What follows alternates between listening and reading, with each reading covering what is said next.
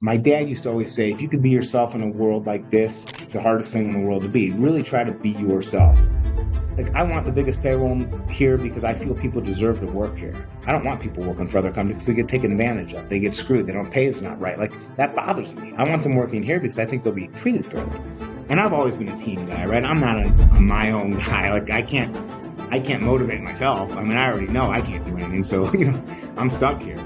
But when I get around people, like, that's my energy, right? And when I was a kid, I just assumed everyone was like me, right? You wake up in the morning, you're smiling, you're happy, blah, blah, blah. And as I'm older, I just realized no one feels no one's even close. Like, everyone has their own personality, right? And, I can't be by myself. I don't want to be by myself. I look back at every bad decision we made. And man, from the time I was a kid, like, I can't even explain.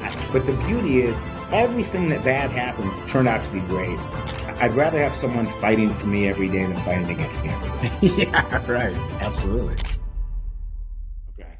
My man, Steve Wise, the founder of NCW. They are a Libra leasing company, talent acquisition. I've watched this guy do some amazing things.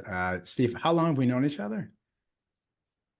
Yeah, dude. I mean, I would say we probably met 25. How long ago was your brother married? Not sure. 25 years ago Talking a couple or decades. more? We're talking about a couple decades now. More than And 25 years. our listeners are in for a treat today because we're going to talk about a bunch of different things. You're going to tell a little bit about your story. We'll reminisce about some good old memories, and we'll see kind of where the conversation takes us. So welcome, and I appreciate you joining me. Great. Thanks for having me on, man. I appreciate it a lot. Cool. Why don't you start by just kind of give us a little bit of a background, because you do have some funny stories. I mean, and I think about like how you started off in business, and I think about just your journey from, bowling balls to to construction work. Right, right. You have some good stories, but let's just kick back real quick and first start. Tell me who had the biggest impact on you in your life when you were younger. I mean, probably the basics like my father 100% did, right? Teaching me about, not paying interest on credit cards, you know, holding the job, pensions important, buy stocks that pay a dividend, just little things like that that made a difference. I think that was the getting me into business was him, right? Teaching me how to get into a business. And you went to Ohio State? I went to Ohio State for a while. It didn't last very long. And the funny thing is with Ohio State, it's a funny story. When I walk on the campus with my parents, I looked around and I saw all these kids and I saw all these things, and I'm like, I'm never going to graduate from this place, but I will stay here as long as I possibly can. So I didn't have a lot of plans to get through it, but I made it about a year. And you were in a fraternity there? I was in a fraternity there. That's where I met your brother. Wild times, man. I look back at how life was back then. Future was not an important piece of my life at that point. Yeah, So it's yeah, had a good and, time out and there and for things sure. things looked a lot different at Ohio State at that time.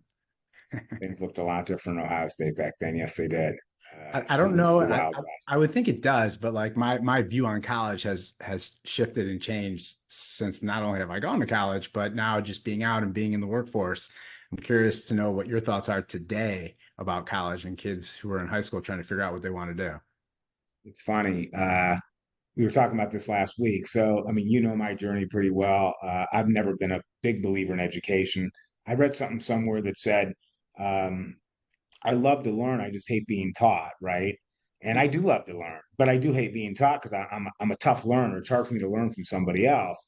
So for me, education was always complicated, right? It was hard, didn't know what I was doing, made me feel somewhat dumb, right? Like they're giving me these assignments that I don't even understand what they're talking about. People are like, you need to try harder. I'd be like, try harder. Like A times X doesn't equal anything. Those are letters versus numbers. I never understood a lot of that stuff. Now that we've hired to more talent, more education, there's definitely a huge value in education, but the participant has to be willing to accept it and learn. Right. So what did you do? You went to college for a year and then what? I went to college for a year, essentially dropped out, knew it wasn't working. My dad kind of pulled me out, and I went and sold cars for a while at a place called Burt Greenwald Chevrolet, selling used cars. Job I loved. I was good at it. Connected with a ton of people, and I was a good salesman. And then I got an opportunity to sell bowling balls, which is what my father did. My father actually invented the polyester bowling ball, which is kind of a whole another story. I'm not going to get into it, but he got bought out for $1 by a company called Columbia Industries, which was a bowling ball manufacturer. He became a sales guy for them, and then he was going to retire soon. And he was always worried about my future. As it looked bleak when I was young. And he said, "Hey man, maybe you come to work for Columbia and take over my route." And I went and interviewed, and that's what happened. I kind of became a bowling ball salesman through that, which was an interesting job. Much better than it sounds, actually, as a young kid. Traveled a ton. But yeah, so I Yeah. became a bowling ball salesman. And I can't remember if you told me a really funny story about it or maybe how it ended. I can't remember. I remember laughing really hard. But how long did you do that? So I did it probably 3 years. And basically, it wasn't even a sales job, right? Basically, they had a distributor in each state, or in a state like New York, maybe like 20 distributors. But like a town like Indiana, the state of Indiana, you had like one or two. And my job would be to go and sell that guy bowling balls. Well, that guy already knew what bowling balls he needed for the year, and he'd have his order already. My job was basically to find the cheapest shipping for this guy. And then I was supposed to go to every bowling alley in the state and explain the bowling balls. So when they bought the balls from this guy, they would know everything about it. I don't know that I was very good at the job anyway. And then I ended up having some problems. I lost my license, which in turn made me lose the job because I was a traveling salesman with no license. And at the time, I remember my mom saying, "Oh my God, what are you going to do? Your life's over." I'm like, "That was a shit job. Like, I'll buy that whole company." And looking back now, like, no plans, no future, no nothing. And then I, tried a million jobs and got fired from most of them. I told Dan the other day, I sold Hallmark gift. I worked for a manufacturer's rep selling like, you know, stuff to Hallmark stores, right? Like I was so bad at selling that stuff. It was terrible. But I had a million jobs like that that just didn't pan for me. I've And always then I said that found trades. I've always said that I'm unemployable, but you might be the most unemployable person. I am 100% like I say joke all the time. At this company, I wouldn't last 4 hours here. Your own They company. would fire me in 4 hours. If I came in Monday, I'd be gone by noon. Yeah, it makes So me sad, but it's true. what was the entry point into your current company? What happened? How did you get into that? So, again, it's funny. We just had our thing called Ignite this week, which is our big company get together at the end of the year, go over, last year's goals. Did we hit them? Did we not? What do we need to do better? What's next year look like? And, we've grown a ton, so it's a lot of fun. But I had to give the history of MCW, like how we started. And one of the questions was, why did you take the job with Tradesman International? And I'm thinking, why did I take the job? I mean, someone actually offered me a job. Anybody that offered me a job, I took it. It didn't matter. I needed a job. But I went to work for these guys called Tradesman International, which was a small company at the time in Cleveland. I think I might have been the fifth or sixth employee, maybe seventh at tops. And I got to watch this little company when I started that had 100 field employees. In 5 years, I think they had 10,000 field employees. Uh, And it was crazy. And it was the first time in my life I got to see like something really happen. Like, oh my God, like this, there's a possibility here. There is something here. This is incredible. and what did they do? And What was the job? What were So basically, I started as a sales guy, right? And my job was to go convince contractors to use our labor. And at the time, there was, the day labor stuff, manpower, labor ready. And I was out to sell these guys the fact that I had skilled labor that were working for what they called a temporary labor firm that we were going to send out, and they were going to be able to do electrical work and plumbing work. And they were journeymen and they were great. And these guys were like, not possible. So the sell at that time was, we are doing this and we're doing it right. It's a whole different world. Now everybody uses the service. Now I have to convince these people that we are different than our competition, which I think is easier, right? Because if you try to convince someone to ride a bicycle, it'd be hard. If everyone already had a bicycle and you had the best one, it'd be easier to show them, hey, you got a good bike there. But here, man, here's the Mac Daddy of bikes. So I think it's easier today, but there's just a lot more competition, a lot more right, manufacturers of bikes. right. So you got into it. So I got into it. So worked at Tradesman about 4 or 5 years. I don't know exact. Started in '92, so almost 33 years ago, 31 years ago, whatever that would be. Uh, Worked there for 4 years. Uh, Started opening up new offices. Learned a lot, right? Like learned a lot about how to I guess, manage people in some ways, right? Like how do you get the most out of people? And everyone's different. And some people needed love, some people needed yelling, some people need, I learned a lot. And I learned a lot about myself. Like, oh my God, there is possibilities. I can actually do some stuff. This is incredible. Like there is business to be done out here. And we started doing it. And as a company grows, I looked at it like, God, how valuable am I to this company, right?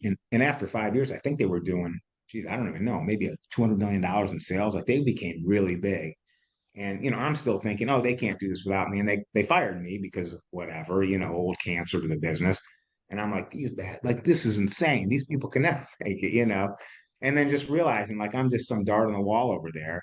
But what I did realize at the time, what made tradesmen or what made the company so great when I started was the culture, right? We were young, we were growing, we talked about the future. I loved going to work. And I remember my boss said, if your sunroof's not open and your radio's not on full blast, you're working at the wrong place. And I just remember every day driving from Akron to Cleveland, sunroof open, radio on full blast, jamming out, ready to get to work. And I loved it and I couldn't wait. And it's not even that I loved the job that much. I loved the people that I worked with. I loved my boss. I loved the concept of what they were trying to accomplish. And then as we grew, all that changed, right? It became how many hours did you do? How much business are we doing? What's the revenue? What's the thing? And it's like, God, the pressure became so immense. And it was like, God, this isn't that fun anymore. This sucks. And then as an older employee, I'm telling the newer employees how good things used to be. This place used to be great. Now it sucks. I'm terrible for the business. Horrible. Right? I mean, I'm cancer to this place. And I don't even realize it. I'm just, how great things used to be. So I think at that time in my life, I realized that day, like, business is great, measurables are great, goals are great, volume's great, but what's great are people, right? Having a business full of incredible people is what I want. Like volume will come, right? Dollars will come. And if you're doing the right things, I think they will at least. And I think that I was right. I might have been right at the end of the day. Like treating people right, having a great culture, and just making people have the radio on full blast with sunroofs open on the way to work means something. So that's where I sit today. I believe in that. Okay, So good. So anyway, then, yeah, you asked the question, how did this get started? yeah. I got fired from there. I went to Florida, started selling tires, got into the tire distributor business with a friend of mine. Again, terrible business, but had a ton of fun. Like was young, single, Florida, a lot going on, Miami. Never wanted to come home. Wasn't making much money, but didn't really care. It's kind of the boss of the place. It all looked okay from the outside. And it wasn't a terrible gig. And a friend of mine who got me the job at Tradesman originally called and said, "Hey, man, I'm fired. I know you have a bunch of stuff to get this thing going." Because I tried to start after I left Tradesman. I didn't realize I'd signed a non compete clause. I didn't even know what that meant. And this attorney called me and said, "Hey, cease and desist tomorrow." And I was like, "Fuck you. What are you talking about? Not happening." And then I just ignored it. And then I started getting these registered letters, which I didn't even open. I didn't even know what registered letter meant at the time. And then I got a voicemail because we didn't have cell phones, and it said, if you don't cease and desist, you will be sued. I think you need to contact an attorney. And this is from Tradesman's attorney. And I called this guy named Jim Pichel in Akron, and we went and met, and I showed him this non-compete, and he's like, "Yeah, you signed this, right? Like you can't get in the business." I'm like, "What are you talking about? I can do whatever I want." And that's when I realized, like, no, you can't. There are laws, and you. And again, why did I take the job with Tradesman? Because they gave me a job. They gave me a bunch of paperwork to sign. I didn't look at any. I just signed. And then I realized that I had a non-compete clause. So I couldn't get into the business. And that's why I went to Florida. And Okay. then I came home, went to work with Tim, and we started this company called Construction Labor Contractors. And we did that, again, just like as any partnership sometimes don't work. We grew it. We opened 5 or 6, 7 offices. And then I just thought we were doing too much. And I wanted to have one central office location that, wasn't trying to take over the world, just trying to take over a little city, and And that's kind of how I got here. is this when you came to Columbus?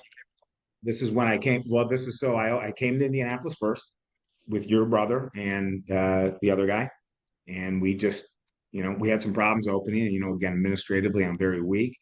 Wasn't prepared to open. I thought I was. I didn't have workers' comp. I thought I did. Took 90 days. Like I was just here paying people. It was terrible, to start.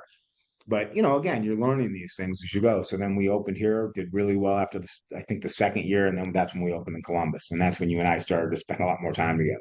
So it's funny because hearing your story and just all the blunders of getting you to that point, all of a sudden it just jumped to, yeah, we had 5 or 6 locations. So what is it that you feel like you had as your unique ability, your strength? Because you obviously know what you didn't have, right? I mean, you've said it. Right. Sure. But what did you have that got you from like, hey, we went and started this, and the next thing I know, I got 5 or 6 offices. Like, how did you do that? Because people can't just do that. You know, it's funny, like again, you don't know your abilities of what they are until you look back and see, okay, what was I good at doing it, right? I mean, I was a really good connector of people, myself to them, right? And I care, and I do care. I mean, I have 100 and some people here. I think every one of them tell you individually, I care as much as anyone they've ever met, and I truly, truly do. Like, I need this to work. Um, I think just building a dream together, like this is what we can accomplish together, and not pretending like I knew anything, like I knew nothing. And you and I used to joke all the time how little we knew. And I try to pretend like maybe I know a little more. As I start knowing more, I realize, God, we knew a lot less than I thought we did. You know what I mean? Like you used to 100%. say it all the time. God, I just don't know. I'm like, I kind of know. I don't know how to do anything. I mean, and it's kind of amazing. It's probably better that way because had I known all the stuff I didn't know, I might not have tried. You know what I mean? Right. Right. For So sure. it's just interesting. What was when as you were growing the business, and now take us fast forward to when and it's incredible when I think about entrepreneurship. Like you are the like poster child for entrepreneur for like what an entrepreneur has to experience. And when people talk about that, Failure, failure, failure. Lots of it. yeah, and when I think about that, it's crazy because like when I think about my journey, I didn't experience a lot of things that you experienced. Like I didn't have those times where You were fairly successful early, right? I mean, you came out from the I gate got blessed. I with was a great blessed right heart. off from the get-go, right? And I Yeah, found success in what I was good at right off the bat. And I didn't have those blunders. I didn't have those setbacks. And then I had a partner in Norm, and he was so optimistic. So even when things did happen, he always found the silver lining on it. So it never seemed bad. But I yes. never had to worry about like, how was I going to pay a bill? Or I've got to lay everybody off, right? Like I had to lay off a lot of people once when we lost a big client, but like we still had our core, right? And I'll never forget when I think about your journey and I think about just what you've gone through. I remember that you guys were growing and you had so many people, whether 100 people, a couple hundred people out there, but I remember the day when you were the only one in the office. Like you literally went from like this company that was a big company to being the only person. I, that was before COVID, right? Or was it during COVID? I don't. That was well, it was 2008. No, it was so when I got down Gosh, that small. yeah. So just I'll back up real quick. Started CLC, left CLC, which was construction labor contractors. We had a bit of a falling out. So in 2000, it was like, hey, it's time to go. I'm going to go do my own thing. And I was going to pick a city that I wanted to live in, right? Phoenix, Tampa, Miami, wherever, just somewhere great, right? I was dating my wife at the time, but I was single. I could go where I wanted. And I checked out all these towns and I went to all these cities. And I just kept thinking, man, I'm a Midwestern guy. My clients are up here. I know this town. I picked Indianapolis, Indiana, which, by the way, I love this town. Wonderful, wonderful, wonderful place to live. Town. I mean, it just all of it. I don't think it gets nearly the credit and centralized like you wouldn't believe, right? Every single highway to every single city starts right here, Crossroads of America, great place. So I got lucky that I picked this town. And it was almost like Columbus, Ohio, right? Like a circle city, highways, and then tons of land to grow on the outside. So I thought, man, Indiana will be a good place to come. So, decided to open up here. And, story after story about, great failures, great successes, great luck, great music on the radio with sunroofs open. I mean, some of the best times I remember ever with your brother and just, trying to grow this business. And we had some real luck early, right? Like landed a couple big clients, had some good luck. And then, 2008 came and everyone kept saying how bad things are and this is terrible and the economy's crashing. My business was killing it. I'm like, man, this is great. I mean, and I never laugh at the other side of traffic. And you've heard me say that before. When I was a traveling salesman, I used to drive up the highway. And if I was going to Pennsylvania or whatever, I'd see the other side of traffic would be like a 3 hour wait. And I'd be like, oh, those bastards, that's got to be the worst. And 2.5 hours later, bam, traffic jam. There I am. And I just remember I'll never laugh at the other side of traffic, meaning someone else's life, man. It's all serious and everyone's going through their own shit, right? But yeah, man, we came up here and had some real good luck. And then 2008 came, still killed it. 2009, we had, I don't know the numbers, let's say 300 and some field employees. In 45 days, we went from that to probably 30. It was incredible. It just was like mass exodus of jobs. We don't need anybody anymore. And again, I'm a filler of labor a lot of times, right? A guy does a steel plant, needs 100 people. He takes 50 from me. Who are the first 50 coming off the job? Mine. And it happened fast. And we went from that many people to 37 people in the field. I think my lowest was 29 in 2010. Wow. And it got scary. And then, you know, we could go on podcast after podcast because Dan and I just did the history of NCW, and we spent a lot of time talking about from 2009, when his arrival, in 2010 to today. And, you know, you were a big help to me in my life. I mean, there's a day when we were short on payroll. I mean, I was short on payroll for 5 years, every single Monday, right? And our payroll was getting big, six, seven, eight, 900. Explain that so people who are listening understand why you're short on payroll, because your business is successful. You have a lot of people, you got a lot of billing, but why are you short every payroll? So, as you know, my partner, I brought a partner in 2010. Um, he was my financial planner, super sharp guy. I knew he was probably the guy to do it. And I tried others, as you know, over the years, and it just didn't pan the way I wanted it to. And I finally felt like I found a guy that had potential to run what I thought was a Fortune 500 company. Super talented, young enough not to know enough yet to he could go anywhere. And it felt like I caught him right at the right time. He came over as I was, and the funny thing is, when all that was happening, I think when I started talking to him, I had 150 people. When we were done with our negotiations, I was down to 30. So not only every day was I losing people, I'm thinking, yeah, this guy's got to be nuts. Like if he literally comes to work here, he's the dumbest guy I've ever met, especially with the opportunities he has. Like it's insane. And then I'm showing him like how many guys you working today? 54, you know, like, yeah, things are getting worse, but man, the future looks bright around here. Right? We're going to kill it. You know what about a thing? It's funny. It takes me back to a story, and I know this will get edited, so it's good. We can go into other things. But I remember when I first hired him. I mean, you said what makes me good, right? My dreaming. I'm the greatest dreamer I know. I can dream about anything. I'm not great at accomplishing, but I am a dreamer.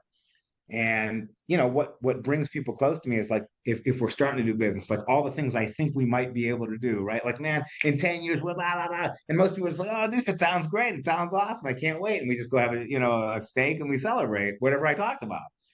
And I remember Dan might have been with me like a week, right? And I was on my lanai in the back cooking steaks, and I think I was smoking a cigar or whatever. And I was just excited he was here. And I said, for 20 minutes, dude, we're gonna do 100 million in sales, blah blah blah, blah, screaming, yelling. I know the guy's just gonna be like, dude, I'm so excited.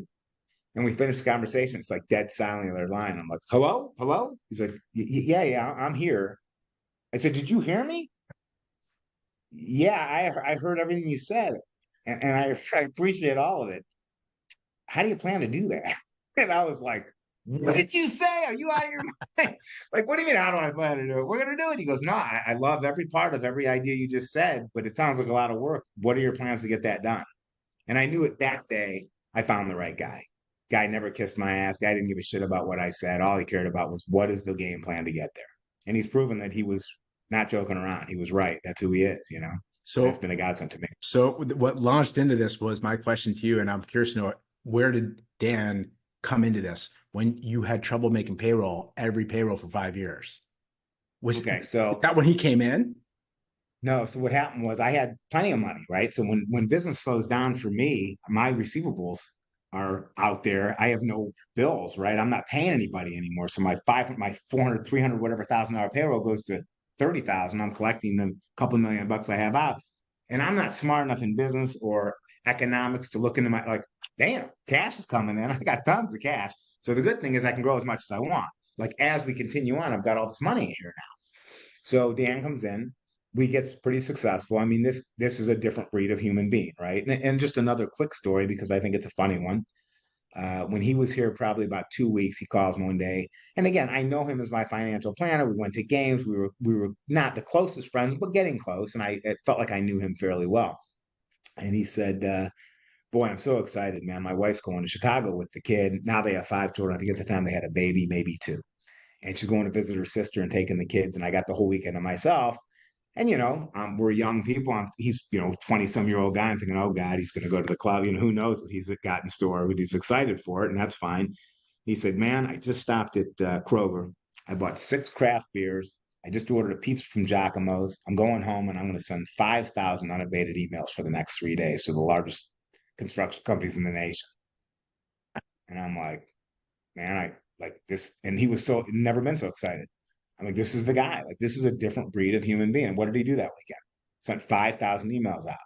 Right. And that's when business started. And then it was just a different world, right? We are now a different company. We are now, I've got serious horsepower behind me in this guy. And I'm like, my dreams are going to come true. We're going to go do this. So we start killing it again. And then we thought, you know what, let's open a landscape company because the whole thing, training, and we had all these training guys. So we opened this landscape company. You think, great. Well, the problem is landscape company doesn't want pipe fitters that aren't pipe fitters yet, and pipe fitters don't want to be landscapers. So we opened that company for no reason. But we thought, you know what, we're learning here. Let's open a plumbing company because we're in this business. We can do it. So we thought, yeah, let's do that. We did. And we thought, let's why don't we build high rises in Florida because we are really smart. We're good. We know what we're doing. You remember that? That That was about 1 million too. I think you muted out. I don't hear you. you can't hear me right now? Yeah, now I can. Now I can. So you remember, met this company. Everything seemed up and up. Great, humongous company. Hundreds and hundreds of millions. And I mean, instead of leasing labor, you had a lot of people on that job. I remember you were building high oh, rises hundreds. and you didn't Yes, know anything about high rises. nothing, nothing. But I got the smartest guy in America, so we're going to go do whatever. You want to build cars? Let's build cars. Boats? Great, let's do it. I mean, at that point, I felt like there's nothing we couldn't accomplish because I literally found the smartest person I ever met. And I'm not saying we made mistakes. I'm saying we just did things one way too quickly. We knew nothing about any of these businesses. And again, how hard is it to go do a landscape job? It's Like, should be easy. it's unbelievable how much of a risk taker you are. Looking back, had I weighed any of this, I would have never done any of it, right? But when it's almost like when you're broke, you can put money on a credit card, like you can gamble, you can do anything because you don't have anything. It doesn't matter. But I remember you telling me about the high rises, and I remember you telling me about You know, it was the landscaping company, and you were you can sell pretty much anything. So there's no doubt that when you have that dream and you're in the visionary kind of mode, that you can sell to anyone, that you can accomplish whatever it is that you're talking about. It sounds great. And I think Dan's question to you is a really good one. How are we going to do that? Because you're not thinking about that. You really don't even care about that. You just know that if it's possible, I could possible. do it. We can do it. I know we can. I mean, together we can do anything, right? I mean, I believe it.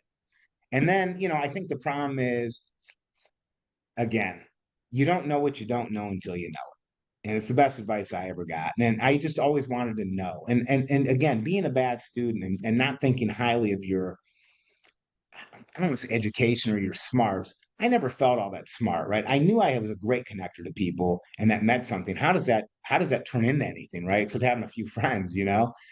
But as as you get older and start realizing what makes Dan great is if he doesn't know, he asks you in a minute because he's so confident in what he knows and what he doesn't know, right? Even a simple thing like a pen, what is that? I don't know what that is. How's it work? He wouldn't be afraid to ask. I've been in this business for 30 years. There's things in construction that I've never asked because I don't want someone to know I don't know. Stupid. Like I just pretend like I know. Yeah, yo, yeah, the thing up there is perfect. Yeah, let's move on with that. Had I been smart, I'd be like, what does that mean and how does that work? You don't know? No, I don't know. And I'd like to know moving forward. That way I'll know next time. But I never lived that way. I just go in blind and I stay blind and I just hope it works out. And I'm a dog. I'll work, man. There's, as you know me, as Dan knows me, as my close people, I'll always be there for you. And I think that helps. There's, 3 in the morning, I'm there. 2 in the morning, I'm there. I'm available. You are the poster child for how important it is to have incredible soft skills, because you actually purposely don't try to learn certain things that you're not interested in because you just don't care, and you don't care because you know what's possible. And I was in that program, Strategic Coach, and I think I probably have told you this, that concept of who, not how. Like, you don't have to know how to do everything. You just have to know who can. And you have a black book of who's to get whatever you want done. And so, finding a right hand who can come in your business and carry out your dream and do the things that it's capable of doing, that's one. And you're talking about them and you're telling great stories about it, but there's probably a whole slew of people that you have that who to call when you want to get something done, who can do this. And it's good because you have that skill of being able to see the best in whoever it is that you're connecting to. And it's incredible to me how your soft skills, your people skills, that's your unique ability. Like, that's what made you successful in this business. The fact that you were able to convince a financial planner to come into a business that was not doing so good at the time shows you not only that you have the ability to talk to someone in a way that is inspiring, but you have a way to paint a picture in order to get people excited about joining up with you so that they can make it Yeah. happen. And again, I don't like when people brag about any of my skills, but if there's any skill that I'm good at, that is it. I mean, I remember I asked Dan maybe 4 years ago, I'm like, dude, I'm so confused. Like after I did approach him, he hit the streets. Like, what is out there for me? And all of a sudden he got all these huge offers, right? Like this kid was different. And I'm like, oh shit, this is crazy. And when he came in and he called me and he said, hey, I want to come in and talk to you face to face. I knew at that point, kind of guy he is, it was love the offer, appreciate it, found something better, right? He came into my office and he was like, I really want to do this with you. I think it's going to be great. And I was like, damn, this guy's nuts. Like, we have 20 people. We're probably going to be out of business next Wednesday. But whatever. I mean, we'll make it work. And I asked him like 4 years ago, dude, why would you have ever come here? Like, things were getting so bad. Like, I wonder, like, it was insane. The guy had to be nuts. He's like, dude, I wanted to work with you. I really did. And I'm like, man, that's means a lot. You think it's because of your generosity and because of the opportunity to like be your own boss? Like, you look, a lot of talented people can go be a hired gun at other places, but they could swoop the carpet right up from underneath you and you're out on the street, right? When things aren't going so Right. good. Where when your word is good and you can do it on a handshake. And I That's think right. he knew that about you just working with you. I know that about you being your friend. And do you think it was because of the opportunity he had to get a piece of the business? Well, at the time, so it wasn't really for a piece. And again, a lot of things I've learned. One guy told me once, he said, hey, would you rather have half a watermelon or a grape? Like half a watermelon. Like, that's right. You know, and so many people are so focused on keeping that whole grape for themselves, and you'll chew on that for a week and it's gone. Or would you rather have a whole watermelon last you a long time and split it with somebody? And and I've always been a team guy, right? I'm not a my own guy. Like I can't motivate myself. I mean, I already know I can't do anything. So, I'm stuck here. But when I get around people, like that's my energy, right? And I've learned so much. Like when I was a kid, I just assumed everyone was like me, right? You wake up in the morning, you're smiling, you're happy, you go move out. Everyone just feels the exact same way. And as I'm older, I just realized no one's even close. Like everyone has their own personality, right? And like I'm a people, if I don't have other people's energy, I'm dead. I can't be by myself. I don't want to be by myself. I look back at every bad decision we made. And man, from the time I was a kid, like I can't even explain. So many, like dumb, dumb, dumb, dumb, dumb, dumb, dumb. I could go through over and over. It's just incredible to me. But the beauty is everything that bad happened turned out to be great. It turned out to be great. When I got fired from Tradesman, I cried. I couldn't believe it. Like, oh my God, I built so much here. It's the greatest day of my life. It's probably the greatest day of my life. When Tim and I split from CLC, I had 4 or 5 years of 80 hours a week, man, built that company, hired 100 and some employees. They only knew me as the owner. They all, this was my people. And then we fight and I'm gone. I'm getting calls next day. Dude, where are you? Like, Tim said, you're not here. What do you mean you're not here? Like, oh, dude, everything's going to work out.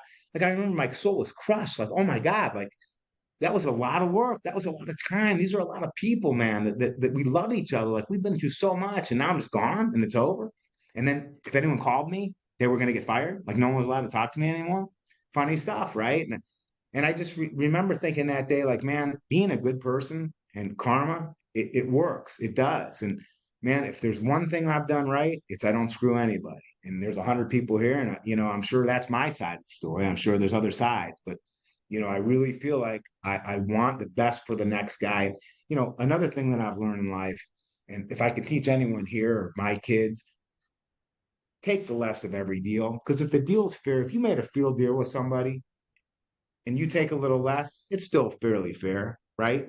So why would anyone ever fight with anyone over anything? It makes no sense. The guy says he worked 50 hours and I know he worked 40, pay the guy 50 hours. Customer says it was $2,000 up, get the guy the 2,000. Who gives it? Who cares? It doesn't matter. You want to lose every battle like that. Everyone. Because if you're winning, you're losing. So I think in that case, I try to lose every little battle if I can. Because I want to show people I don't care what difference it makes. We just want to do the right thing, right? That's what That we're here to do. I've always said you choose to lose.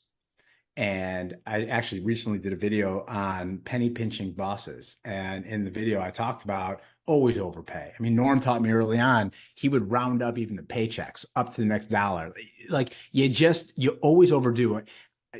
Exiting employees, you screwed me out of my PTO, pay them, make it go. It makes the problems go away. And you're right, you do win. There's no question. And it's incredible how rare that is and how many entrepreneurs fight and It's unbelievable. It's like self-sabotage. Mind-boggling, bro.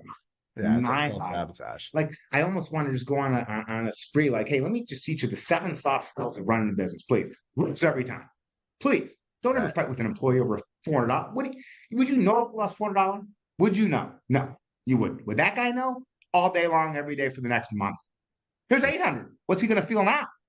Like the whole thing's nuts to me. But Right. again, that's our way. It's not everybody's way. And I'm not saying it's right. It just seems to be.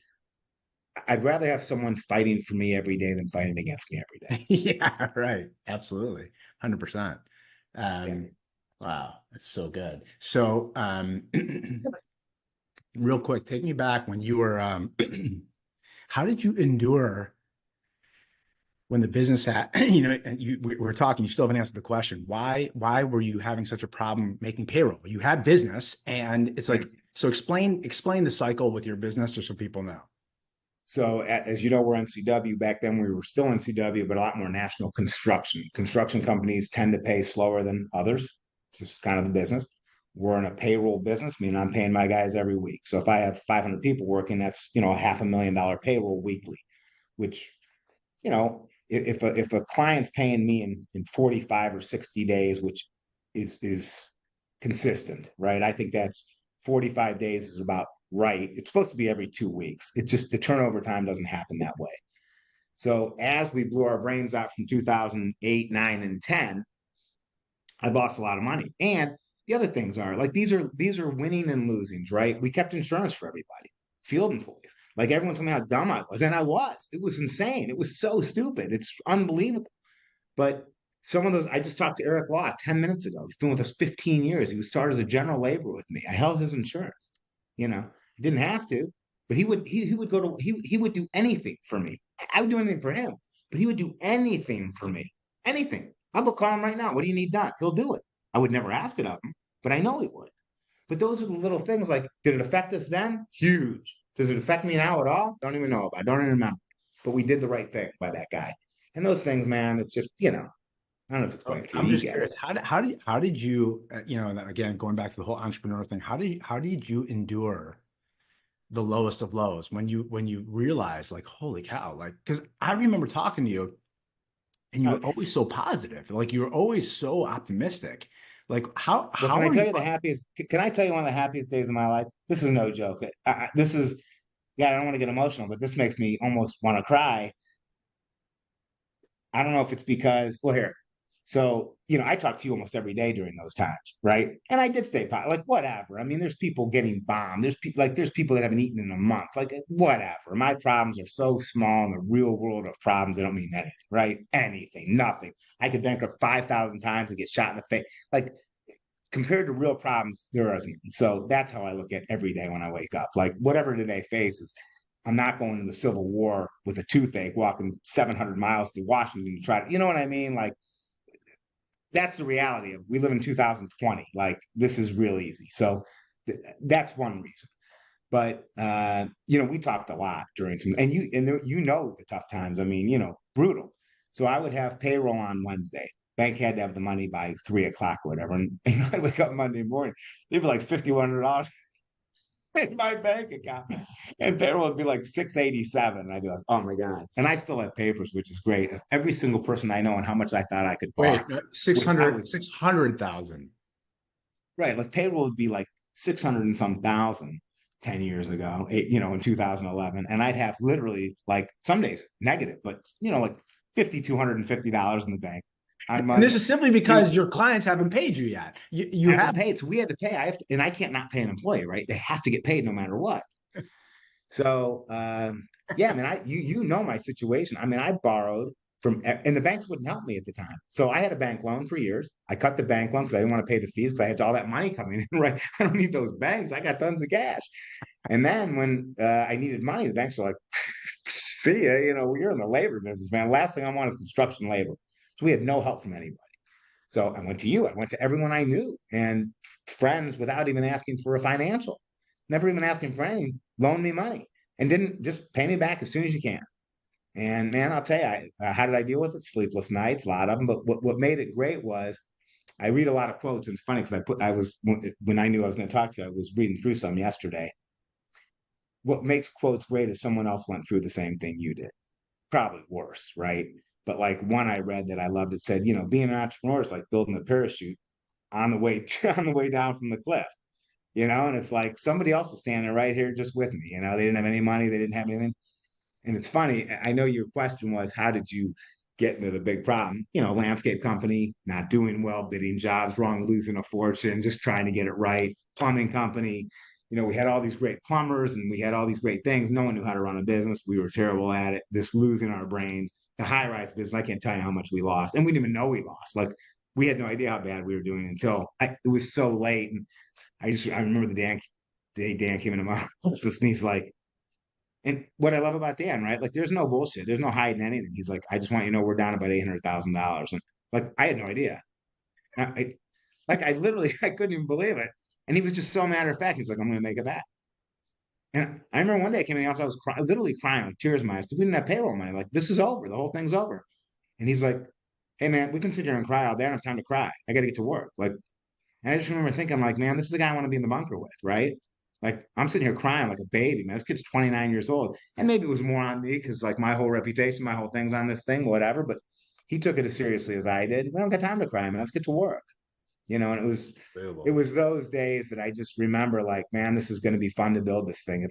And we used to say it all the time, man, I go to the bank like we literally built a train track from Maine to California. I smashed through fucking mountains. I knocked down 1,000 fucking trees. I wrestled alligators. I beat down a fucking bear. I laid the whole fucking track. All I need now is to put a train on the son of a bitch. But we're not going to make it. Can I just lay the train on and see if the thing works, please? Because I think it really will. No money here. Nothing available for you. And it used to make me so sad thinking, oh my God, dude, we did all this work and we're never going to be able to see this train ride. Right. Crazy. I remember the Sad. meetings you used to have with your banks. I mean, it's incredible. And to me, when you were making payroll every week, I remember sitting back going, how is this guy doing this? He's calling his friends up who are happy to help and know that the money's good. But like, dude, That like happy. what? And I don't know how good the money, I mean, the money is good because I'm going to pay it back. But if I don't have a business, it's going to be real hard. Yeah, but you would have made it work. You would have figured it out. But I would have paid it back, and no everyone doubt. knew that. But it's just amazing to me, like when they talk about entrepreneurs and they've been there before. Not all entrepreneurs have been there before. Not all of them have. I think in order to get into entrepreneurship, you should think that that could happen. So can you endure that, right?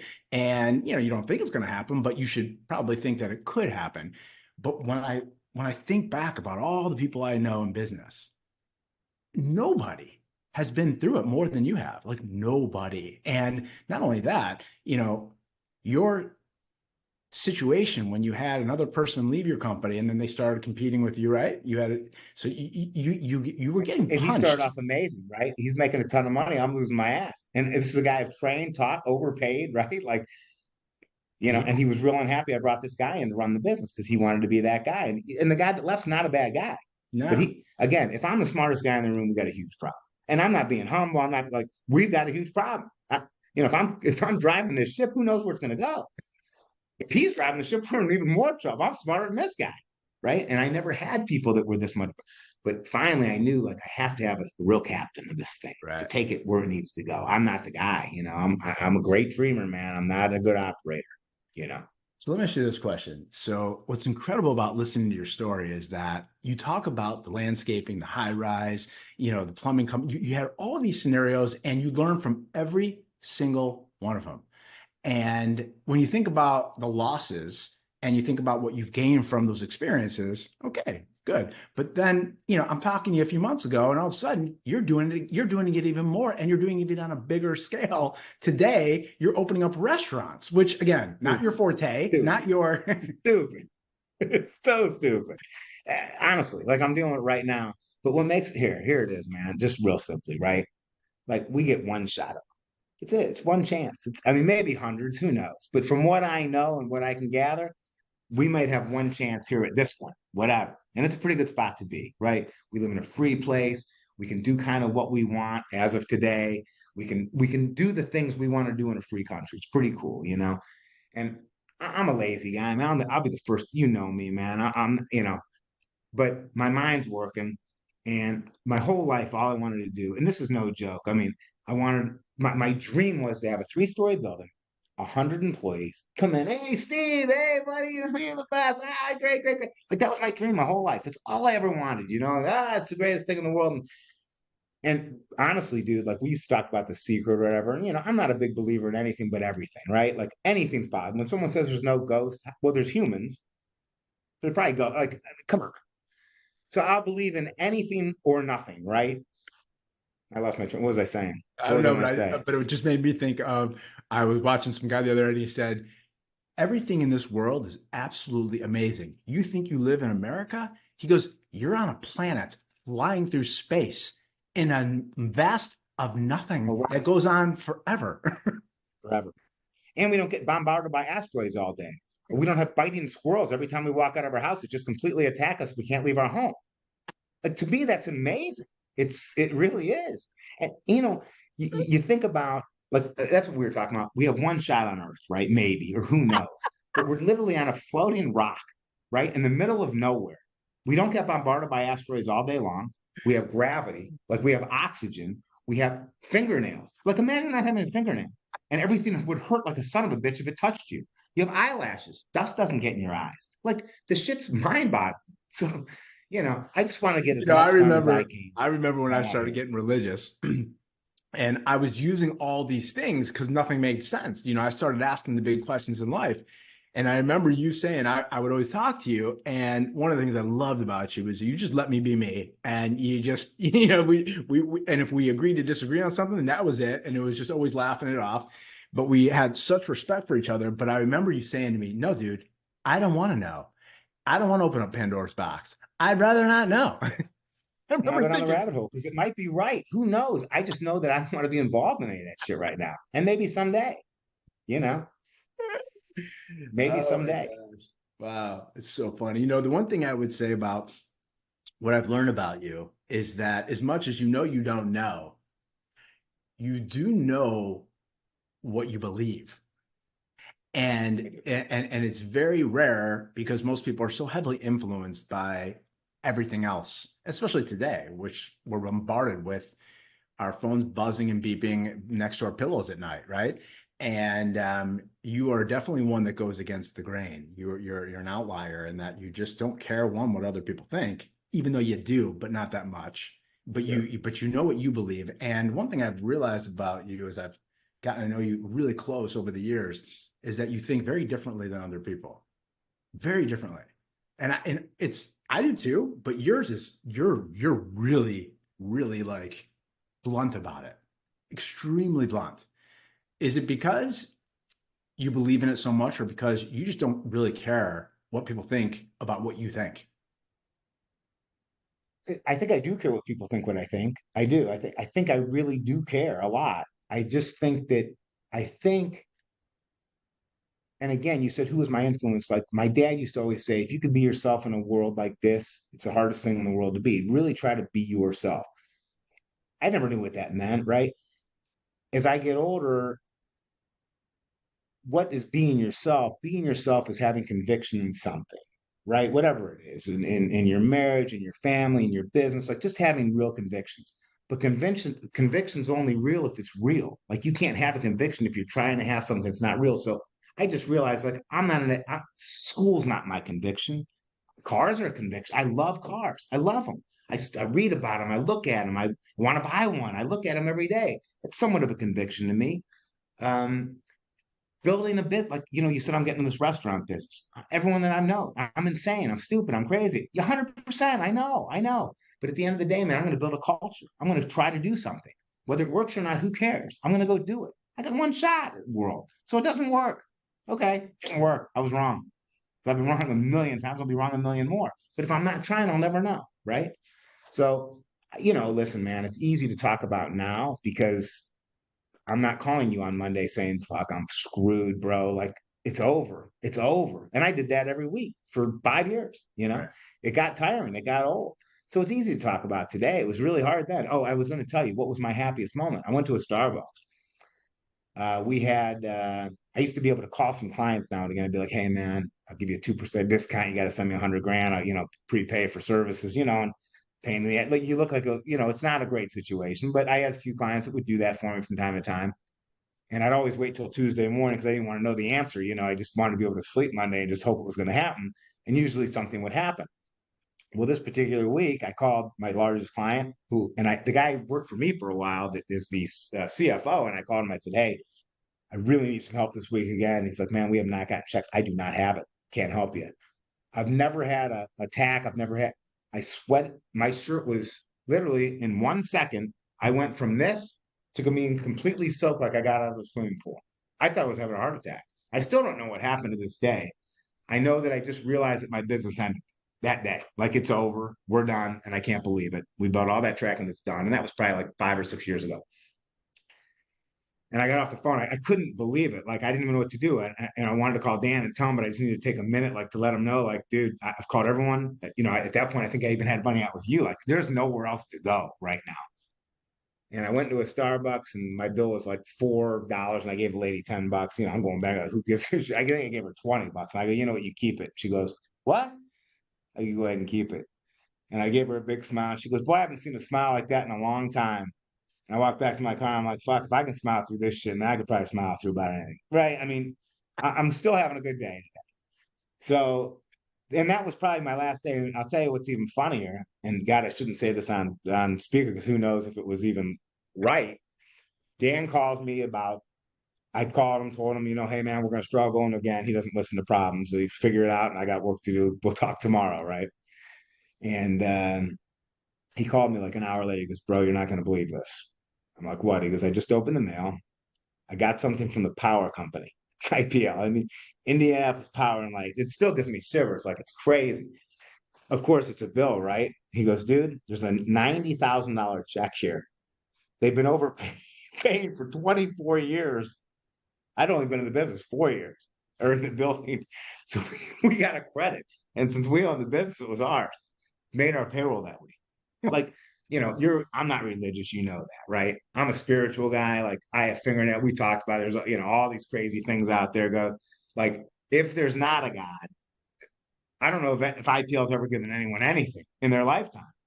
They gave me a check for $89,000. It wasn't even my money, and I needed like 113. And I went to my bank. I got like four. Dan got like six. And I had one of the guys working give me like three, and we made payroll. We wouldn't have.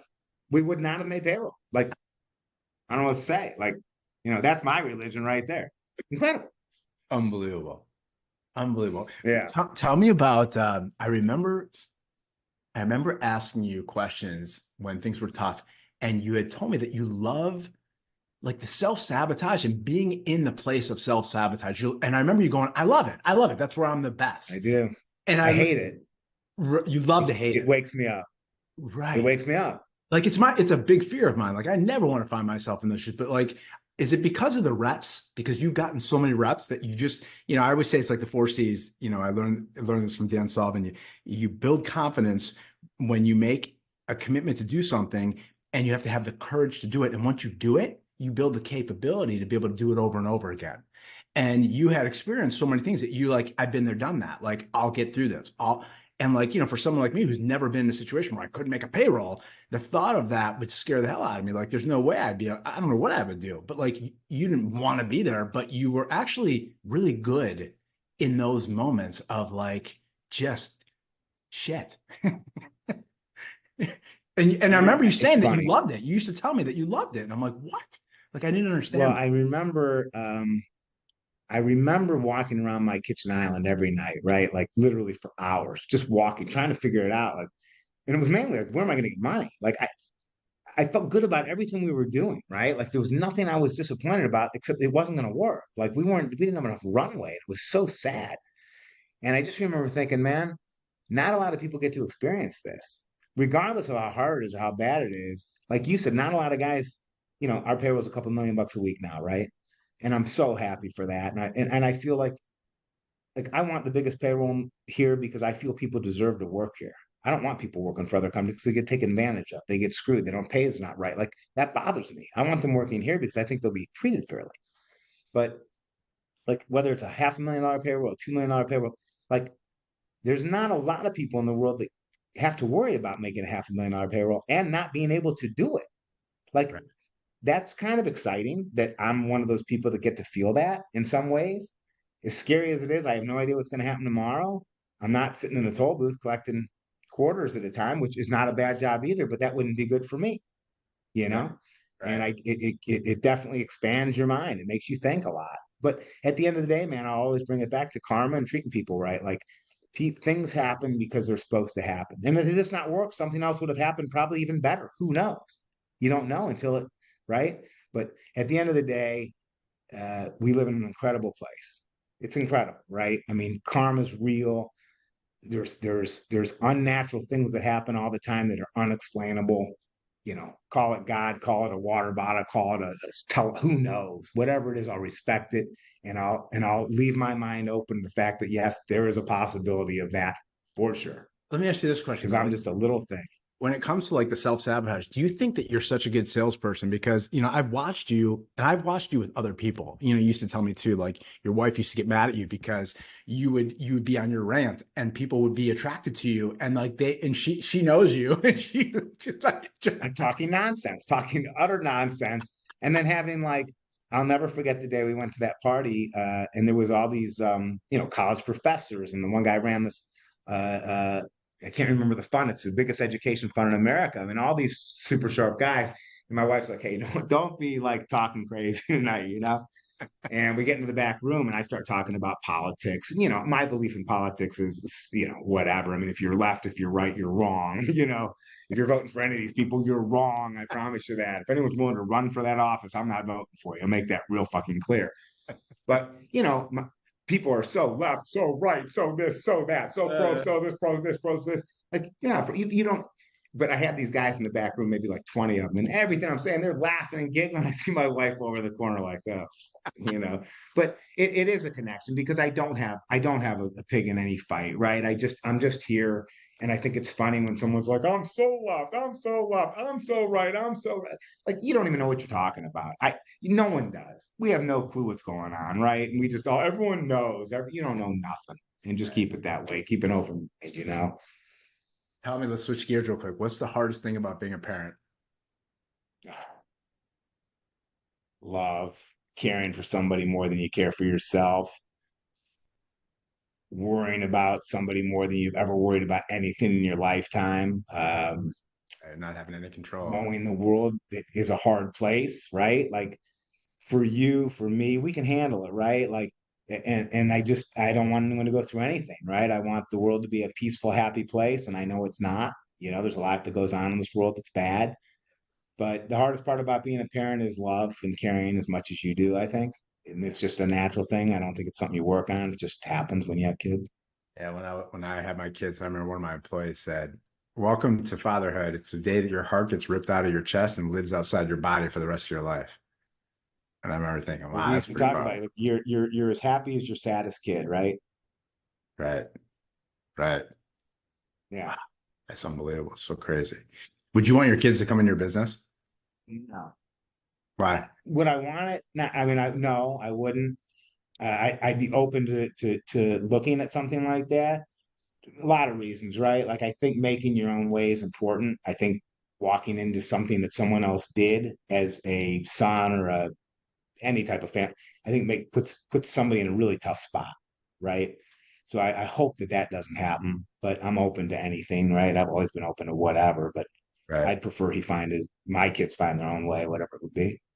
Real quick, back to business. You had an individual, you don't need to say his name, who came into your life at a certain time. He was like more of a mentor kind of a guy. And I don't remember if he was trying to buy your company or if he was trying to like, merge or something like that. But through that experience, what would you say if you had to like take something away from that you either learned that was very powerful for you or something that you saw that you learned that like repelled you? Like, I don't, that's just like you learned that that's not what you want. Like anything that you learned from that whole experience.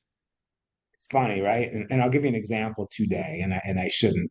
We have a customer that's in a bit of trouble. Okay, we're not super flush, but we have some money now, right? And Dan just came to me this morning and said, "Hey, man, this is a good friend of mine, good thing, and he needs a loan.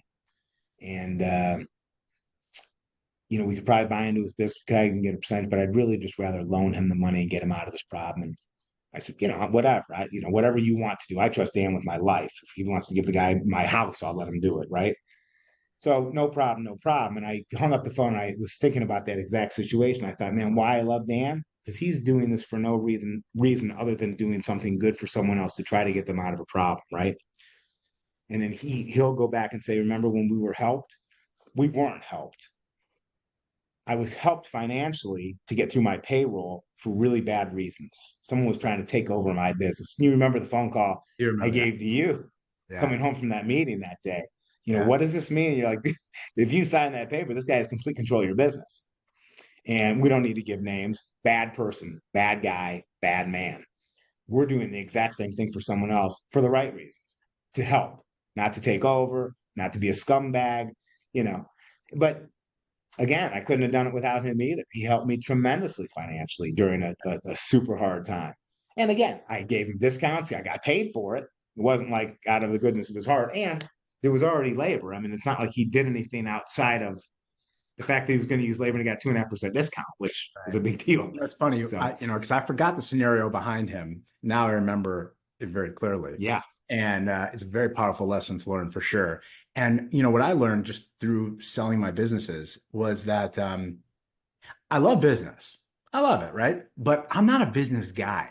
And the reason is because it's not that I don't love to be able to be successful in business, but there's a difference, and it's a nuance, but there's a difference between two great business people, one who loves to pursue being successful and loves business and in general and growing his business, but there's the other set of people who actually like to do it at the expense of other people. They like to take what's not theirs necessarily, or they like to make a deal and negotiate in a way that they're, and I don't have that in me. Like I'm just not that way. And I actually can't stand it. It's why I didn't want to start another business and grow another business. And I can't stand the people, and no offense to them, because what makes a great businessman is that. That's Right. what makes you great. Getting the Right. best of every deal, screwing someone just a little bit, making sure they get a little bit less than you. I want you to get a little bit more than me. I've got enough. And it's not money. Like, listen, two things, right? We didn't hit our goals last year. And we came up at this Ignite and everyone had to get up. I didn't hit my goal because of this. I didn't hit my goal because of this. I didn't hit my goal because of this. And I never set a goal in my life. Like I don't even know what a goal means. Like I don't know. What's tomorrow? My goal is to get through tomorrow. Figure it out tomorrow. And then we'll get through Wednesday then. And I'm not saying that's right. I know it's not right. But I don't give a shit about goals or what happened tomorrow or what you're doing next year. I remember my boss used to say, write down goals. It took me a minute and a half. Bam, there's my goals. Like, I don't know. Like, what do you want me to do? Who knows what's going to happen next year? I have no clue. But this year we didn't hit our goals. And everyone got up and explained why. And it was a great meeting. I had no problem. And at the end, I just said it now. I said, listen, these goals are measured by numbers. They're measured by numbers. Like they're just numbers, right? So we made an extra million or an extra 100,000 or an extra 12,000. Like that doesn't mean anything. What I measure this in is the people that are involved in this organization. Are we growing good people? Are we getting better as a company because we have great people here? Yes. Who get in 20 years, those numbers don't mean anything. But I promise you, in 20 years, if you build what I think we can build here, fuck man, how special to have the greatest people in the world working here. Give me numbers. I'll show you the So, numbers in 20 so let me years. ask you a question. Oh, hold on, you went away. Oh, the hell? Can you see me? Yeah. Yeah. So you used to walk through my office and that I'm a culture guy. Like that's all I cared about was what you're talking about. So I certainly understand it. And in your industry, definitely a tough industry. In my industry, definitely a tough industry. So we were doing it both in really hard industries. But you used to have this thing where you couldn't believe that people had their pictures on the wall. Explain that. We were talking about last week. Tell me about Yeah. that and tell me the Well, philosophy. this was just for me, right? So my background was I was normally fired, and again, for a good reason. I was never a very good employee. I was never a very good worker. But when I'd get a new job, I'd walk in, I'd get a cubicle or whatever I'd get, and I'd just put my desk down, and you always go out and buy that, little desk leather thing, to make sure you look professional. I get one of those, put something on my desk. And I'd look around, like people would have pictures of their families, their girlfriends, their house, their dreams, like all these notes on their thing. I'd be like, God, man, that guy's really, really invested. He thinks he's going to be here for a long time, you know? And all I ever thought was, when I get fired, I want to be able to get my shit out of here fast. Like, I don't want to have to take shit off the wall. You know what I mean? People look at me like, hey, dude, sorry, man. Like, I'm just going to have a little box, bam, gone. See you later. You know what I mean? And it's funny when I came to your office, right? I commented like, God, a lot of people have a lot of stuff on the walls, you know, like they got their sound machines and they got the thing, like they plan to be here for a long time. They made this a home. So when I do see somebody walk into my office and they make the place a home and they do housekeeping, I'm like, man, there's somebody that has plans. I never had any plans. And I'm going to be here as long as I can. When you get rid of me, I'll go somewhere else, you know. But Right. yeah, I've always thought that was interesting when somebody makes their office a home. Yeah, it is. You know, I used to say, people say we're a family. I'm like, we're not, you know, I'm going to make it real clear. We're not a family. Like, we can be close. And I'm all about building transformational relationships. I mean, I did it with people who were with me 15, 20 years. But at the end of the day, and I think my lesson for me really kind of hit home. And it was funny. It really made me think about it when you talked about one of the people you have in your office that's been there for 15 years and would do anything. You know, I had more than a few that would do that. But when I sold my company, it was a rude awakening. And the truth of entrepreneurship and being an employer is that you really don't know as much as you think you do, but you really don't know what they really think if you're the one paying them. Because people's true colors come out and things shift when you're not their boss anymore. You betcha. You And I betcha. never experienced that because I was for 25 years in that role with Same everybody business. that I was around me. But I got a rude awakening and it was a very difficult exit for me. I bet. It was very hard for me. And I still to this day, it's like one of the biggest regrets that I have is just like how it ended and but it's amazing how, you know, at the end of the day, the one thing that I learned from that, and it's so sad to even say it, but it's so true, is that, and maybe because I'm on so the opposite end of it, I think I am. Everyone's selfish. Everyone cares about themselves, and maybe they should, right? Like you need to look out for yourself. You got to put food on the table. You got to put your family first, and I get that. And as much as I've always tried to be overly generous and try to help anyone I can at the expense sometimes of even whatever I'm either not getting or whatever, I always made sure to take care of myself. I wanted to keep it as fair as I could, but I certainly was mindful of it. But at the end of the day, what I learned was that at the end of the day, it may not be a bad thing. People are selfish. People care about themselves. At the end of the day, if someone's paying you, it does change the relationship. There's no question. It's a different situation when the person's got their name on your check, and you really, if you're in a position right now, even listening to this, you really don't know what people really think if you're the guy at the top, and that's why it's real Yeah. lonely at the top. It's hard, man. It's a hard. It's very, you know, it's funny that old saying, it's very lonely at the top. You know, I don't know what the top is, right? But that's the problem. There is no top. Like Right. I always thought someday I'd be on the top of this thing with cool things like, ha, today's the day I did it. Like there is no day like that. There is no I won, I lost. It's next journey, right? And for me, like I started taking breathing and yoga super seriously, right? And you asked me the other day, just in general conversation, we were talking, you said, do you meditate? And I said, I try, I'm not very good, you know, blah, blah, blah. And I thought about it like the last 3 days. I probably meditate. You said more than anyone. I think I do. Like I meditate all the time. I'm breathing, I'm learning.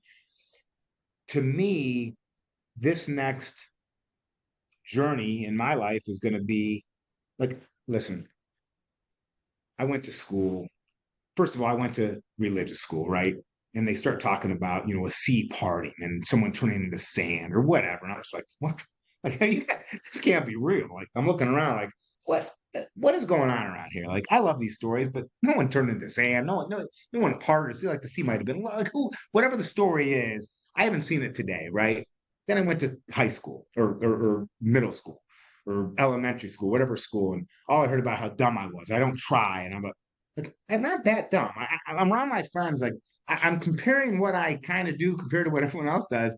I may not know how to read very well. I don't think I'm dumb. Like this doesn't make any sense. Why am I judged on how well I can read a story or how well I understand algebra? It made no sense. And then I got through school and I thought, I'm a pretty good connector. I know people. I have good relationships. Like that means something, right? This guy's been in the book the whole high school thing. He doesn't know how to talk to a guy. I don't want to be that either. Like there's got to be some middle ground somewhere. But we had this ignite. I had this coach come in, a breathing coach, and she's a yoga instructor. I didn't know it, and she was just teaching us how to breathe. And the couple years before, and you and I were talking Wim Hof. 4 years ago. So I started taking the cold showers. I started breathing. And I was terrible at it. And I tried to do meditation. It lasted like a minute and a half. I'm like, God, man, my mind is screwed. I'm screwed. I don't know how to meditate. And I tried to stretch, and everything was uncomfortable. So I went to this girl and I said, hey, listen, I want to learn how to breathe. Can you spend a couple months with me? Yeah, I'd love to, and super organic gal. And came over and we started breathing. She was, can we incorporate yoga into this? And I'm like, God, I'd love to. I'm just so bad at yoga. She was, you're not bad at anything. It's all practice. Like, it's just like anything else. You're going to be bad if you don't do it. You're going to be good if you practice at it. So it's funny. 2 years ago this week or last week now, I started with this gal and I see her twice a week, every week. And then I do it on my own. And my new journey is one of, I never knew how to breathe for a second, right? I don't know what anxiety is. I don't know what any of that. Like when my wife used to say, "You're so anxious," I'd be like, "Oh, no, that's just so anxious." Me, like, what are you talking? I'm such a strong guy. I'm not anxious. Like that's insane. That seems weak as could be. And I look back, like I bite my nails. Like, I'm the most anxious human being that's ever lived. Maybe all I am is anxious. I can't, like, but I couldn't even accept that because it just sounded like such a like a. I'm stronger than that. What are you talking about?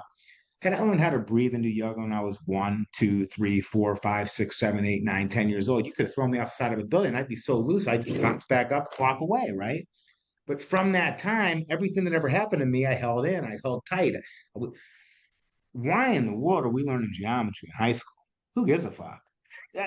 Right, right angle? I'll never use a right angle in my lifetime, ever.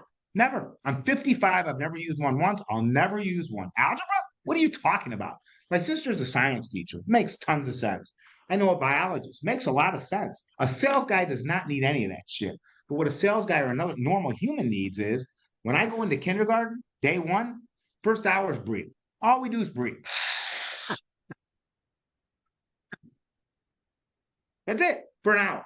The next hour is yoga. All we do is stretch. That's all we do. That's it. We got our entire body stretched out. Now we go learn a couple things. Not algebra, how to get along with somebody, right? English, a little bit of history, like things that we really, truly need. But more than anything, what we need is learn how to breathe and stretch. More than anything. And I don't know anything about it. When I say I'm this far on my journey, like I haven't started yet, but I do know it's the most important thing to do because I've never felt so good in my life about how I breathe now.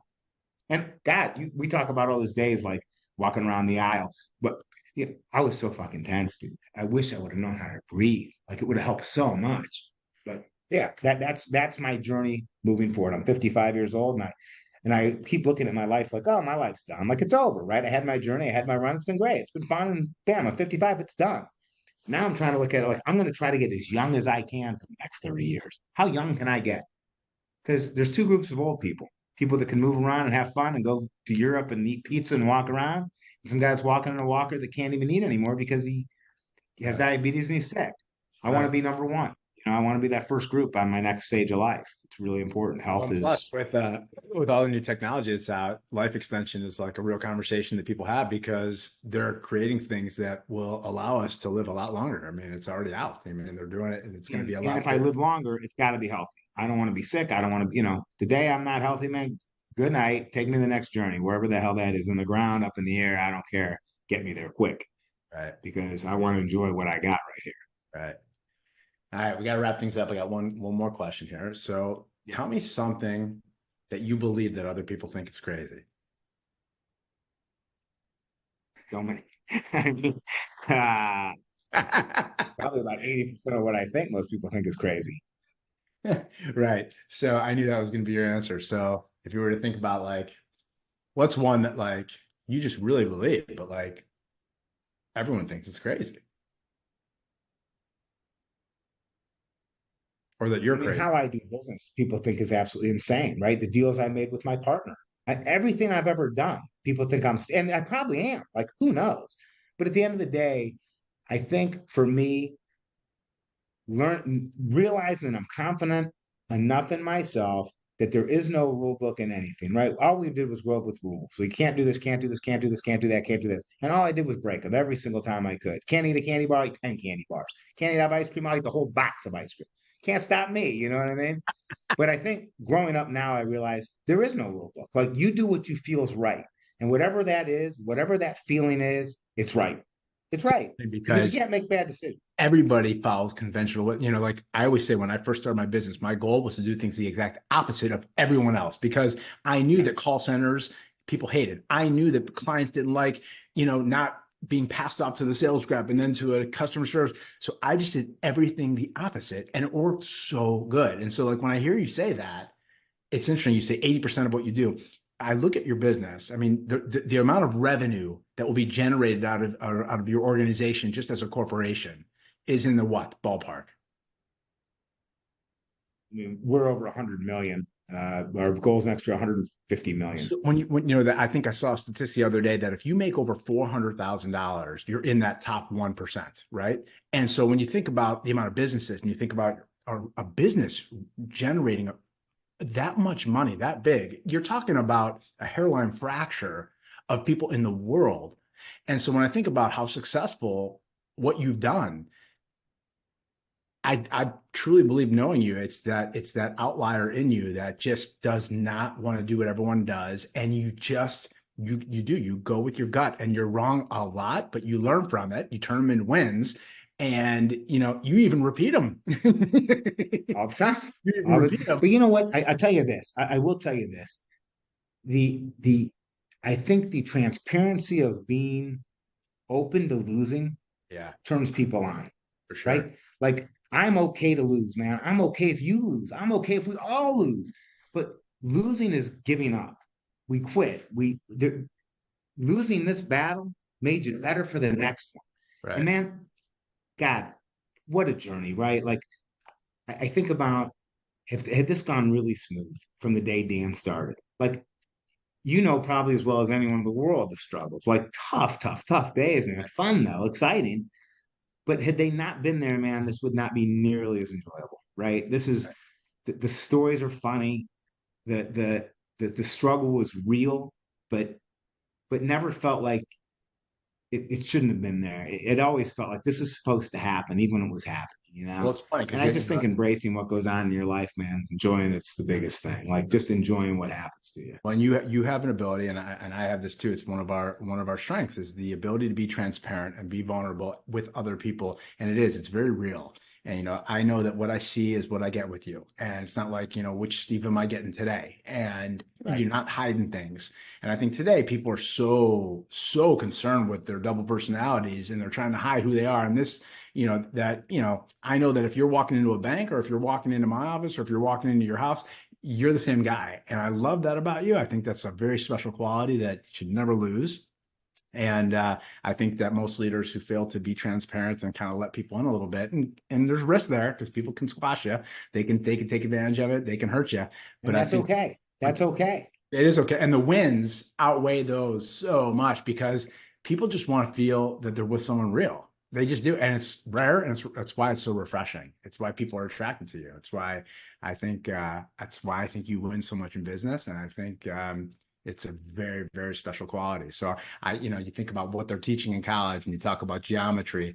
It's so true, right? Because you can go and spend $100,000 and you literally come out with a degree that does zero, or you can spend all day watching YouTube and have free courses about Learn everything you soft want. skills and learn everything you need to crush every interview, get any job you want, get money from anyone, and it's all free. It's all just, I mean, I've learned more just from AI in the past year. It's And I don't even unbelievable. understand AI. Here's the thing, right? There was a time, I went to college for 1 year. It was $5,800, which was a fortune. And my dad was like, don't screw this up. You don't take this seriously. Oh, yeah. Uh, and I think about the $5,800 I blew because I blew it. I never even spent a second in school. Never even bought books. I kept the book money for myself. But the $5,800 was probably about 15% of what my dad made in 1990. Right? He was probably making $65,000 a year, maybe not quite much, but let's say maybe it was 10%. He was probably making 45,000, 50,000. So it was probably 10% of what his salary was. Big dollar. Today, the average salary is what? I have no idea. In 100 schools, maybe. the average school is probably 20K. Right. So school's probably 100% of someone's salary today. It made a little bit of sense back in the day, like 10%, try it out, see if it works. At 100% of your salary, it doesn't even make sense. And then these schools have all this endowment money. Like they said, they could pay for Harvard students for like 173 years and they never have to collect another nickel and they pay for all their school. Right. Yet they increase the price every year. Biggest racket in America. Like, get me in on that. And then you look at the debt, the amount of debt. I mean, it's the system's going to crash. There's no, it At a cannot real, sustain. at a real, and they don't even give a discount on, like, you know, if you're going to give a guy a student loan, of course it's at 0% or 1% because you're bettering yourself. We're going to smash it for 7.5%. You'll never get out of this debt ever. But keep Unbelievable. going to school. I mean, look, I saw it from a collection perspective. I mean, the amount of people in collections right now and the amount of debt, it's so alarming. And there's so much money and the breaks that the schools get with, I mean, it's unbelievable how much Well, they don't rack. pay taxes. Like, it's almost like being a religious organization. The greatest thing in the world: collect all you can, pay nothing, do what you can with the cash for yourself, and just, you know, the whole thing to me has gone crazy. But it is what it is. We live in a great spot. The world's crazy. There's no doubt about it. It always will be. I mean, you can look at go back to 1908, world's falling apart. 1927, worst country in the world. 1929, the whole world collapsed. 1960, 1970. This thing keeps doing that because I'm banging the table. But anyway, it's always been that way. It's always good. It's always bad. It's your perspective, and I try to keep a good perspective if I can, and I think that suits me well. Well, you have an interesting perspective, my friend. I appreciate our time together. You're fun to talk to, and I will try to get you back to do another one because we can go on all day. I mean, I think Dude, so many. It's great, and so many about you, right? Like we didn't even get into any of your stuff, which is, you know, so much, like so much, incredible. I mean, I think back about all the time we spent. You know, the other thing is that this is funny, and this is like the grim reality. You said, like, when you sold your business, you realize like people aren't exactly what you think, or people may view you differently than what you think, right? And all those things are hard to deal with, but they are real. They're true. And it's like I look at the way the world works today and in my life. When I was a young guy, like 30, 35, I had a million, I don't know about friends, but people I knew, right? And I'd play golf and we'd go out and we'd talk, but we had common goals. Like we wanted to grow something, we wanted to do something. Someone would listen to my bullshit. So, you know, and now I look and I'm like, do I even want to be with these guys? No, don't even. The only thing I liked about them was they listened to me and they'd go to dinner and they'd play golf, right? But if the guy's a big, you know, his views are completely different than what mine are. And now that I'm older, it's like, who do I want to spend my time with? And it makes me sad that I don't want to spend time with people that I think are really good friends of mine. They're not really good friends of mine. They're people that listen to my shit. And I needed them at that time in my life. right. And my life's moved. I'm different now. They're different now. And it's okay. Right? Season, reason, or lifetime. That's it. And ours is probably gonna be a lifetime. We've known each other a long time, been through a lot Yeah, of stuff, it's and I funny. appreciate it. I had someone ask me the other day, what's one of the hardest things that I've experienced through my journey? And my answer, which is crazy now that I'm talking to you, was I've changed so much in my life on purpose. Like I've pursued change, like I've pursued growth, I've pursued a spiritual path, a professional path, everything that I've done. And um, I think what I've learned is that one of the hardest things to do is to change in front of the people that you love Because because they're gonna have a view. They're gonna have an opinion of your change. they are, and you can have the courage to do it and knowing that it's going to change the relationships is it's one of the I don't know if there's anything harder to do that because these are people that you love. These are people that you're around all the time. And so much of my circle has changed over the years.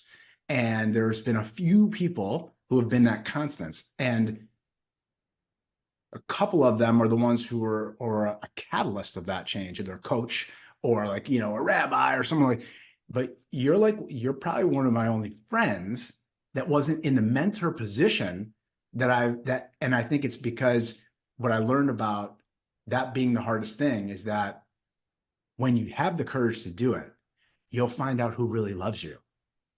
That's right. That's And right. as I was going through all my changes, you know, your love for me had always increased. You didn't always agree, but you supported and you always were there. And I appreciated that. So I just want you to know that I'm very grateful for that. I don't know if I've ever shared that with you, but I feel very blessed to have that with our relationship. And it's very meaningful to me because I know how hard it is. That means a lot to me. Do you say it? And you know, for me, Chad, honestly, I mean, you know how I feel, right? Like you know my views of everything. I've been very open about everything. What I Yeah. respect about you the most is you don't give a shit. You're going to do what you're going to do because you need to do it. I respect the shit out of it, whatever it is, whether it's exact opposite of what I would do, you're doing it. And I love it. And I love you for it. And I do. Great, man. I appreciate that. I appreciate that. Well, nothing but love and success for you, your family, your Awesome. business, your partner. And we need him to do good for sure, because you're relying on him very Oof. heavily. Very heavily, very heavily, very. Okay, my But, friend. again, man, it's another relationship that I'm just so proud of, right? I'm so proud to be a partner with this guy, and I really am. I always will be, So unless great. he proves different. But So yeah, great. I've been very blessed and very lucky, and I really appreciate it more than Awesome. anything. All right. Until next time. Yeah, till next time. Talk soon, bro.